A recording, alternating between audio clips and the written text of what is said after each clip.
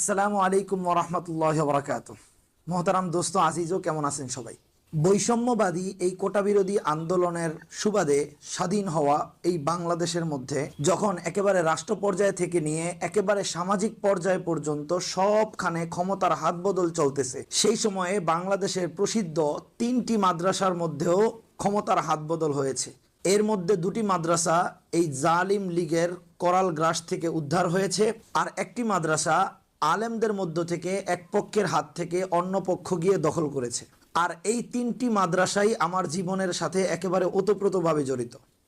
প্রথম যেই মাদ্রাসাটির কথা বলবো সেটা হলো আমাদের প্রাণের জামিয়া, যেখানে আমার রক্ত মাংস সবকিছু গঠিত হয়েছে। জামিয়া ইসলামিয়া ইসলামবাগ মাদ্রাসা আওয়ামী কুকুরদের জোরপূর্বক গঠন করা কমিটির হাত থেকে মুক্ত হয়ে হজরত মাওলানা মঞ্জুরুল ইসলাম আফিন্দি সাহেবের হাতে ফিরে এসেছে। ঢাকার আরেকটি ঐতিহ্যবাহী বিখ্যাত মাদ্রাসা হজরত মুফতি আমিনী সাহেবের রেখে যাওয়া আমানত লালবাগের জামিয়া কোরআনিয়া আরাবিয়া মাদ্রাসা জাতীয় গাদ্দার মুফতি ফয়জুল্লাহর ইসলামী আওয়ামী ঐক্যজোট লীগের করাল গ্রাস থেকে মুক্ত হয়ে তার যথাযথ স্থানে তার সম্মানজনক জায়গায় সেটা ফিরে এসেছে। আর তৃতীয় যেই মাদ্রাসাটি রয়েছে ওই মাদ্রাসা নিয়েই আমাদের আজকের আলোচনা। সেই মাদ্রাসার নাম হলো জামিয়া রহমানিয়া আরাবিয়া সাত মসজিদ মাদ্রাসা ওয়াকফ এস্টেট।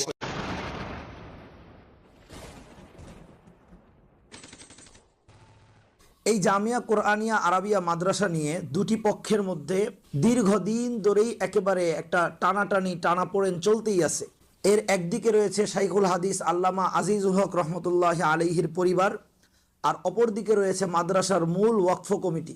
আমি নিজে মুফতি মনসুরুল হক সাহেবের মাদ্রাসায় 1 বছর পড়েছিলাম। তখন দেখেছি যে মুফতি সাহেব দামাত বারকাতুহুম প্রত্যেক বছরের শুরুর কয়েকটা দিনে তিনি এই রাহমানিয়া ভাগ হওয়ার বা রাহমানিয়া এক পক্ষের হাত থেকে অপর পক্ষের হাতে কিভাবে গেল, কেন গেল, কারা হকদার, কারা দাবিদার, কারা দখলদার, এই বিষয়টি তিনি খুব বিস্তারিত আকারে তুলে ধরেন। সেই বিস্তারিত বর্ণনার মধ্যে মুফতি সাহেব এই কথাটা একেবারে স্পষ্ট করে বলেন, মূল দ্বন্দ্বটা শাইখুল হাদিসের পরিবারের সাথে এই মাদ্রাসার কমিটির দ্বন্দ্ব, মুফতি মনসুরুল হক সাহেবের ব্যক্তিগত কোনো দ্বন্দ্ব নেই। সুতরাং আজকের এই ভিডিওর মধ্যে আমরা 2টা পক্ষ উল্লেখ করার ক্ষেত্রে আমরা শাইখুল হাদিস পরিবার উল্লেখ করব, আর অপর দিকে ওয়াকফ স্টেট কমিটি উল্লেখ করব, যাতে করে এই বিষয়টা বারবার আমাদের সামনে থাকে। মূল 2টা প্রতিপক্ষ হলো উনারা। ভিডিওর শুরুতেই একটা কথা আমি একেবারে ক্লিয়ার করে দেই যে আমি এখানে যেই ইতিহাসটা আলোচনা করছি এই ইতিহাসটা আমি সরাসরি মুফতি মনসুরুল হক সাহেবের মুখ থেকে শুনেছি, এবং উনাদের পয়গামে সুন্নত নামক একটি স্মারক গ্রন্থের শেষ অংশের মধ্যে এই ঘটনাটা আমি বিস্তারিত পেয়েছিলাম। সুতরাং এই বর্ণনাটা একেবারেই একপক্ষীয় বর্ণনা, তবে এর অপর পক্ষের আসলে কোনো বর্ণনা নেই। আমি এই ভিডিও করার আগেও বেশ কিছুটা ঘাটাঘাটি করছি যে অপর পক্ষের কোনো বর্ণনা পাওয়া যায় কিনা, অপর পক্ষের কেউ এই ঘটনার বিস্তারিতটা আসলে তুলে ধরেছে কিনা, কিন্তু আমি পাইনি। সুতরাং কেউ যদি অপর পক্ষ থেকে বিস্তারিত ঘটনার কোনো বিবরণ পান অথবা কেউ জেনে থাকেন তাহলে তিনি কমেন্টে বলতে পারেন, অথবা এমন কোনো সোর্স উল্লেখ করতে পারেন যেখান থেকে আমরা ওই পক্ষের দিক থেকে পুরো বিষয়টা আমরা বুঝতে পারবো, জানতে পারবো।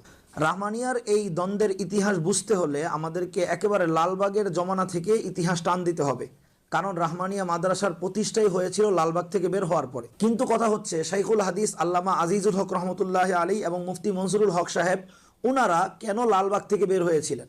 বিস্তারিত ইতিহাসের দিকে যাব না, বরং আমি মূল পয়েন্টটা বলে দিই। উনাদের এই লালবাগ থেকে বের হয়ে নতুন একটা মাদ্রাসা করার পিছনে মূল যেই মোটিভটা ছিল সেটা হলো রাজনীতি বিরোধিতা, অর্থাৎ তারা একেবারে মৌলিকভাবে ছাত্র রাজনীতির একেবারে ঘোরতর বিরোধী ছিলেন। মাদ্রাসায় কোনো ধরনের রাজনৈতিক কর্মকাণ্ড হবে না, কোনো উস্তাদ, কোনো ছাত্র কোনো রাজনৈতিক দলের সাথে সক্রিয় থাকবে না, এমন একটা আশা আকাঙ্ক্ষা নিয়েই মূলত তারা লালবাগ থেকে চলে গিয়ে মোহাম্মদপুরে রাহমানিয়া মাদ্রাসার শুভ উদ্বোধন করেছিলেন। জামিয়া রহমানিয়া আরাবিয়া মাদ্রাসা প্রতিষ্ঠা হয় 1986 সালে, তবে 1988 সালে এটি একটি ওয়াকফ স্টেট হিসেবে সরকারিভাবে নিবন্ধিত হয়। 2 জন ব্যক্তি এই মাদ্রাসার জন্য জমি ওয়াকফ করেছিলেন, তার মধ্যে একজন হলেন হাজি নূর হোসেন সাহেব, আরেকজনের পুরো নাম আমার মনে নাই, তবে তার নাম আলী। এই জন্য এই 2 জনের নাম মিলিয়ে বলা হয় Ali and Noor real estate.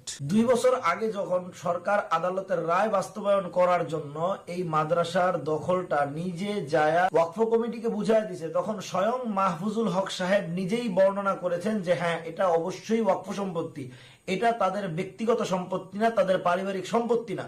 সুতরাং যারা পারিবারিক সম্পত্তি মনে করে এই দাবি করে যে এটা শাইখুল হাদিস সাহেবের সম্পত্তি, এটা শাইখুল হাদিস সাহেবের পরিবারের কাছেই থাকতে হবে, তার সন্তানদের হাতেই থাকতে হবে, আসলে এটা কোনো যুক্তির মধ্যে পড়ে না। ঘটনার মূলে প্রবেশ করার আগে এই যে সম্পদটা, এই যে মাদ্রাসার জায়গাটা যে একটা ওয়াকফ এস্টেট, এই বিষয়টা আপনাদের মাথায় রাখা লাগবে। অন্যথায় আপনি পেঁচিয়ে যেতে পারেন যে আসলে কোন পক্ষ হকদার, কিভাবে হকদার এটা আপনি নাও বুঝতে পারেন। এবং আমার বুঝ অনুসারে এই দুই রাহমানিয়ার দ্বন্দ্বের মূল ভিত্তিটাই এখানে, যেহেতু এটি একটি ওয়াকফ এস্টেট, সুতরাং ওয়াকফ এস্টেটের যে নির্ধারিত কমিটি আছে, মোতাওয়াল্লি কমিটি আছে, তারাই সাধারণত ওয়াকফ এস্টেটের জিম্মাদার হবে, পরিচালনা কমিটি হবে, তাদের মাধ্যমেই মাদ্রাসা পরিচালিত হবে। এটি একটি স্বাভাবিক বিষয়। কিন্তু অপরপক্ষ মনে করতেছে এটা একটা পারিবারিক সম্পত্তি, এটা একটা ব্যক্তিগত সম্পত্তি, সুতরাং ব্যক্তি মালিকানার বাইরে এটা যেতেই পারে না। এই ওয়াকফ এবং ব্যক্তি মালিকানার দ্বন্দ্বের কারণেই মূলত দুইটি পক্ষ সৃষ্টি হয়েছে, যাদের মধ্যে আজকে জামিয়া রহমানিয়া আরাবিয়া একবার এই পক্ষে যায়, আরেকবার এই পক্ষে যায়, উভয়ের মধ্যে একটা বিশাল কেচাল লেগে আছে। জামিয়া রহমানিয়া যখন প্রতিষ্ঠা হয় তখন এর প্রধান সাইনবোর্ড ছিলেন কিন্তু শাইখুল হাদিস আল্লামা আজিজুল হক রহমতুল্লাহ আলাইহি। কিন্তু মাদ্রাসা যখন প্রতিষ্ঠা হলো তখন এর প্রথম প্রিন্সিপাল হিসেবে নিযুক্ত হন হযরত মাওলানা আব্দুল গাফফার সাহেব। তারপরে দ্বিতীয় প্রিন্সিপাল হিসেবে নিযুক্ত হন হযরত মাওলানা আলী আসগর সাহেব।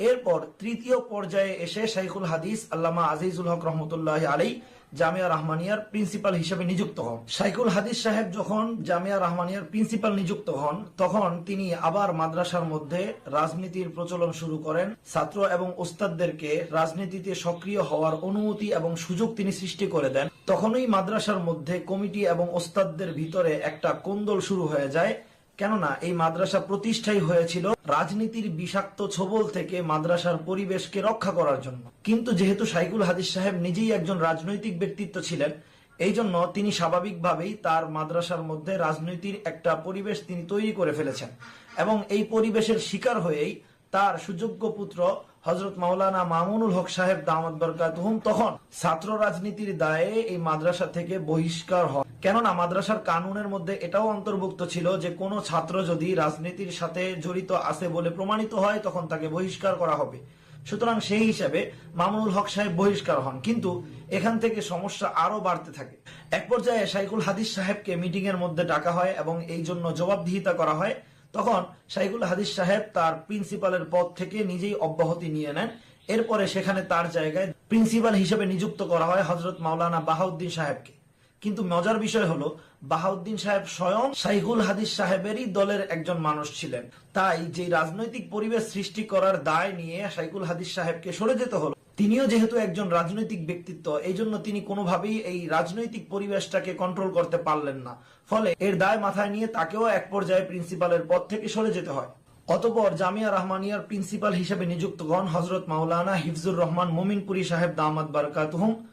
একটা বিষয় লক্ষ্য করবেন, সেই কমিটি এবং সেই প্রিন্সিপাল কিন্তু এখনো বর্তমান। সেই কমিটির জায়গাতেই আছে, সেই হিফজুর রহমান সাহেব সেই প্রিন্সিপালের জায়গাতেই আছে। কিন্তু 2001 সালে মাদ্রাসা থেকে উচ্ছেদ হওয়ার পর তারা আবার সেম নামে, সেম কমিটিতে, সেম প্রিন্সিপাল দিয়েই আবার মাদ্রাসা তারা পরিচালনা করে চলেছেন। এখন হযরত মাওলানা হিফজুর রহমান সাহেব তো প্রিন্সিপাল হলেন, কিন্তু ঘুরে ফিরে সমস্যা একটা থেকেই গেল, কারণ শাইখুল হাদিস সাহেব হিফজুর রহমান সাহেবেরও ওস্তাদ। সুতরাং তিনি আসলে নিজের ওস্তাদের উপর কর্তৃত্ব তেমন ভাবে ফলাতে পারছিলেন না এবং এটা সম্ভবও না। আমাদের কওমের ছাত্রদের মধ্যে এতটুকু আদব সবসময়ই থাকে যে আমরা আমাদের ওস্তাদ একটু ভুল করলেও আমরা আসলে তাকে পরিপূর্ণভাবে তার জন্য শাস্তি দিতে পারি না, এটা আমাদের আদবের কারণে হয়। ঠিক একই সমস্যায় হযরত মোমিনপুরী দামাত বরকাতুহুম পড়েছিলেন। অপরদিকে শাইখুল হাদিস সাহেব কমিটির সাথে একটু দ্বন্দ্ব হয়ে কমিটিকে উৎখাত করার একটা হুমকি দেওয়ার কারণে তাকে সাময়িকভাবে মাদ্রাসা শাইখুল হাদিস পদ থেকে অব্যাহতি দেওয়া হয়। কিন্তু কথা হলো, শাইখুল হাদিস সাহেব রহমতুল্লাহ আলাইহির মতো একজন মানুষকে মাদ্রাসার ক্লাস থেকে সরিয়ে দেওয়াটা আসলে তার জন্য কি মানানসই ছিল? একদমই না। এই জন্য বাংলাদেশের যত বড় বড় ওলামায়ে কেরাম ছিলেন তারা একটি সভা করে একটা সমঝোতার মাধ্যমে, বিশেষ করে হযরত নুরউদ্দিন গহরপুরী রহমতুল্লাহ আলাইহি, তিনি আবার প্রস্তাব করলেন যে অন্তত শাইখুল হাদিস সাহেবকে বুখারীর একটা ক্লাস হলেও যেন মাদ্রাসার মধ্যে দেওয়া হয়। কমিটির মিটিং এ তার এই সুপারিশটি গৃহীত হয় এবং শাইখুল হাদিস সাহেবকে তার বুখারীর দরস ফিরিয়ে দেওয়া হয়। একটা বিষয় বিশেষভাবে লক্ষণীয়, সেটা হলো এই যখন ঘটনাগুলো ঘটতেছে তখন কিন্তু শাইখুল হাদিস সাহেবের সুযোগ্য সন্তান হযরত মাওলানা মাহফুজুল হক সাহেব তখনও রাহমানিয়া মাদ্রাসারই উস্তাদ। তো একদিকে শাইখুল হাদিস রহমতুল্লাহ আলাইহি মাদ্রাসার মধ্যে ক্লাস করাচ্ছেন, এবং অপরদিকে এরই মধ্যে তিনি দুইবার চেষ্টা করলেন যেন তিনি মাদ্রাসার নিয়ন্ত্রণ আবার নিজের হাতে নিতে পারেন, কিন্তু যে কোনো ভাবেই হোক শাইখুল হাদিস সাহেব মাদ্রাসার পূর্ণ নিয়ন্ত্রণ নিজের হাতে নেওয়াতে ব্যর্থ হলেন। স্বাভাবিকভাবেই এই নিয়ন্ত্রণ নেওয়ার বিষয়টি কমিটির কাছে পছন্দ হলো না, এই জন্য তারা শাইখুল হাদিস সাহেবকে স্থায়ীভাবে মাদ্রাসা থেকে অব্যাহতি দিয়ে দিলেন। এই অব্যাহতি নিয়ে আবার বাংলাদেশের শীর্ষ ওলামায়ে কেরাম বসলেন, আবারও তারা কমিটিকে রাজি করালেন যেন কমিটির পক্ষ থেকে আবারও শাইখুল হাদিস সাহেবকে আবেদন করা হয় যেন তিনি মাদ্রাসায় আবার ক্লাস নেন। কিন্তু এবার আর শাইখুল হাদিস রহমতুল্লাহ আলাইহি মাদ্রাসায় ক্লাস নিতে কোনোভাবেই রাজি হননি। এরপরেই আসলো মূল ঘটনা। 2001 সালে যখন 4 দলীয় ঐক্যজোট সরকার গঠন করলো, নির্বাচন জিতলো, ওই 4 দলীয় ঐক্যজোটের মধ্যে কিন্তু শাইখুল হাদিস সাহেবের দলও ছিল। সুতরাং একদিক থেকে তারা এখন সরকারি দল, পাওয়ারফুল দল। এই জন্য বার্ষিক পরীক্ষার বন্ধে যখন প্রায় সকল ছাত্ররাই যার যার বাড়িতে চলে গেছে, অল্প কিছু ছাত্র যারা মাদ্রাসায় থেকে গেছে, ওই সময় হঠাৎ করেই একদিন অতর্কিতভাবে মাদ্রাসা ঘেরাও করে ফেলেন শাইখুল হাদিস রহমতুল্লাহ আলাইহির পক্ষের লোকেরা।